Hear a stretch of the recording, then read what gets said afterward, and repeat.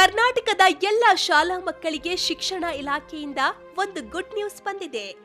ಇನ್ಮುಂದೆ ಸ್ಕೂಲ್ಗಳಲ್ಲಿ ಬರೀ ಪಾಠ ಅಷ್ಟೇ ಅಲ್ಲ, ದಿನ ಪೇಪರ್ ಕೂಡ ಓದಬೇಕು.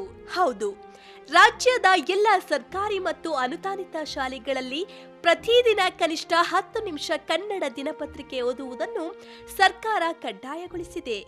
ಯಾಕೆ ಈ ನಿರ್ಧಾರ ಗೊತ್ತಾ? ಮಕ್ಕಳಲ್ಲಿ ಡಿಜಿಟಲ್ ಅಡಿಕ್ಷನ್ ಕಡಿಮೆ ಮಾಡಿ ಓದುವ ಹವ್ಯಾಸ ಬೆಳೆಸೋದು, ಕನ್ನಡ ಭಾಷೆಯ ಮೇಲಿನ ಹಿಡಿತ ಮತ್ತು ಶಬ್ದಕೋಶ ಹೆಚ್ಚಿಸೋದು, ಜಗತ್ತಿನಲ್ಲಿ ಏನು ನಡೀತಿದೆ ಅನ್ನೋ ಸಾಮಾನ್ಯ ಜ್ಞಾನ ಮಕ್ಕಳಿಗೆ ಸಿಗಲಿ ಅನ್ನೋದು ಈ ಆದೇಶದ ಮುಖ್ಯ ಉದ್ದೇಶ. ಪ್ರತಿದಿನ ಪ್ರಾರ್ಥನೆಯ ನಂತರ ಅಥವಾ ಕ್ಲಾಸ್ ಶುರುವಾಗುವ ಮೊದಲು 10 ನಿಮಿಷ ದಿನಪತ್ರಿಕೆ ಓದಬೇಕು. ಬರೀ ಹೆಡ್ಲೈನ್ಸ್ ಅಷ್ಟೇ ಅಲ್ಲ, ಸಾಧಕರ ಕಥೆಗಳು ಮತ್ತು ಕ್ರೀಡಾ ಸುದ್ದಿಗಳ ಬಗ್ಗೆಯೂ ಚರ್ಚೆ ಮಾಡೋಕೆ ಸೂಚಿಸಲಾಗಿದೆ. ಇದು ಮಕ್ಕಳ ಭವಿಷ್ಯದ ಸ್ಪರ್ಧಾತ್ಮಕ ಪರೀಕ್ಷೆಗಳಿಗೂ ತುಂಬಾ ಹೆಲ್ಪ್ ಆಗುತ್ತೆ.